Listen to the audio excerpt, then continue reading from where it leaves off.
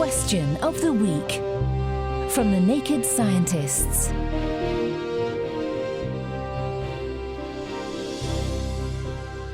Hello and welcome to Question of the Week. This week, we're answering this question sent in by listener Katie. Why is it that some mammals with small broods have the baby feeding apparatus near the upper limbs like humans and elephants, and some near the lower limbs like cows and horses? As it turns out, this is a very good question. What dictates where the teats are on a mammal? The short answer is, well, no one is really sure. But that's not going to stop us from a bit of deductive reasoning and speculation. And one man who is up to the task is Queen Mary University of London's Chris Folks. We've got teats in the thoracic or chest region like humans. The sort of intermediate area or abdominal area where we find teats in many species. And also there's the caudal region towards the back end near the hind limbs, as in cows, sheep and horses and so on.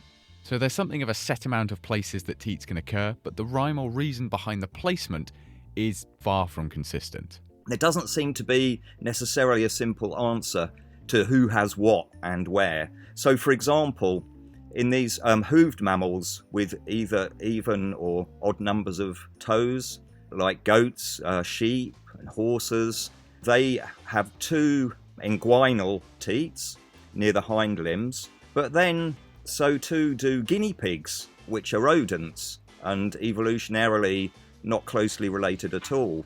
So no clear pattern regarding where teats are. So what could some of the reasons be? Well, in the case of primates, the nipples are higher up and closer to the head because it allows for the ease of parents' movement. Humans can carry offspring whilst walking, and baboon teats are placed so the offspring can drink whilst the mother is also on the move. This could be handy because you do not want to be incapable of moving when a predator comes around the corner. Mammals that live in trees, such as lemurs, often have nipples in the pectoral area, which might help the offspring to grip the parent's body whilst drinking and not fall out of the tree. Some shrews have teats at the rear end because their offspring follow behind them in a line. And cows have udders at the rear end simply because their stomach is so big there's no room for it anywhere else. So perhaps ease of movement and access is what dictates the position of mammal nipples, but for now, it remains something of a mystery. Apologies that we couldn't be more definitive, Katie, but on the plus side, I think it would make a really great larger scale comparative study across mammals. You might have just inspired the next scientific paper. Thanks very much to Katie for sending that question in and to Chris Folks for helping answer it. If you have any of your own, the email address is chris@nakedscientists.com.